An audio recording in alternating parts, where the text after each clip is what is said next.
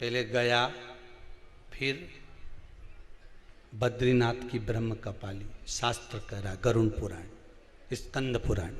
रात मैं गया जी करके आ जाओ, इसके बाद बामन के भोजन ही मत करा, सीधी छुट्टी। हम तो छोड़ आया, हम तो छोड़ के आया। तो किसी ने पूछा तुम छोड़ के तो आए हो, मना नहीं है, पर 16 श्राद्ध आता है, 16 दिन हमारे पितरों को मृत्यु लोक में भेजा जाता है। तुम तो छोड़ आए। तुम्हारी शादी किसी गार्डन से हुई, बोलो ईमानदारी की बात, अब गार्डन से हुई तो तुम 50 बार गार्डन के सामने से निकलोगा तो तुमको याद आएगी कि नहीं आएगी? बोल, ईमानदारी से बोलना। मेरी शादी धर्मशाला से हुई थी, भले वो धर्मशाला की जगह पे दूसरी कॉलोनी बन गई, भले वो धर्मशाला की जगह पे दूसरा कुछ बन गया, भले वो गार्डन की जगह दूसरी चीज बन गई, पर याद तो है नहीं तुम्हें कि यहीं आफत आई थी हमारे? ध्यान में तो है कि इसी गार्डन में मेरी शादी हुई थी, यही धर्मशाला, इसी धर्मशाला में मेरा ब्याह हुआ था।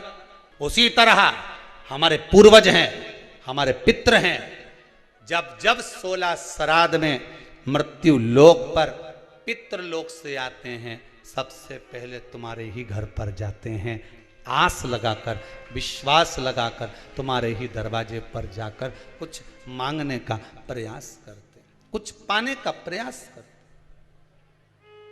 तुम्हारे दरवाजे। ये फर्ज आपका है, ये फर्ज आपका है कि आप उनको दे रहे हो ना दे रहे हो। ब्राह्मण भोज तो कराना चाहिए, गौ माता को रोटी का दान तो देना चाहिए। शिव महापुराण की कथा यहां तक कहती है, समुद्र मंथन के समय पर देवता राक्षसों ने मिलकर जब मंथन किया, सुमेरु पर्वत को लेकर शेषनाग की नेति बनाकर जब मंथन करना प्रारंभ करा, मंथन करना जब प्रारंभ करते हैं, उस समय पर सबसे पहले अगर कुछ निकली है तो गौ माता निकली। गाय को निकालने का कारण केवल इतना था कि गाय का जो दूध निकलेगा, मंथन में जो विष निकलेगा, उस विष को जो पिएगा उसका कंठ जलेगा, और उस कंठ की जलन को गाय का जो दूध है वो जलन को रोक सकता है।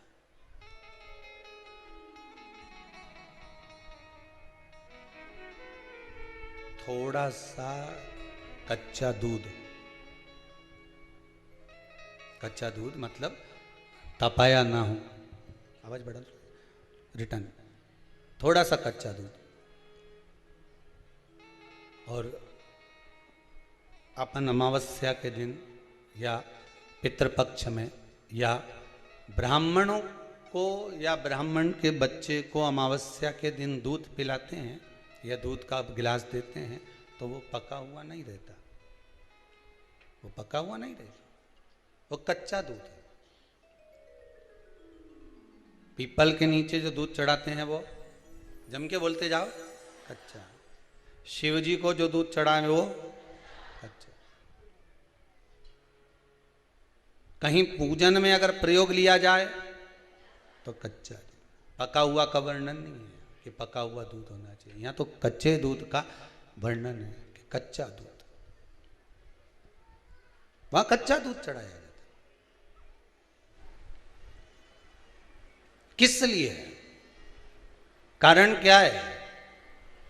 शंकर भगवान के श्री विग्रह में, भगवान शंकर के शिवलिंग में, भगवान शिव के शिवलिंग के भीतर सारे लोक, चाहे वो वैकुंठ लोक हो, चाहे वो मृत्यु लोक हो, चाहे वो पितृलोक हो, सब उस शिवलिंग के भीतर विराजमान है महाराज।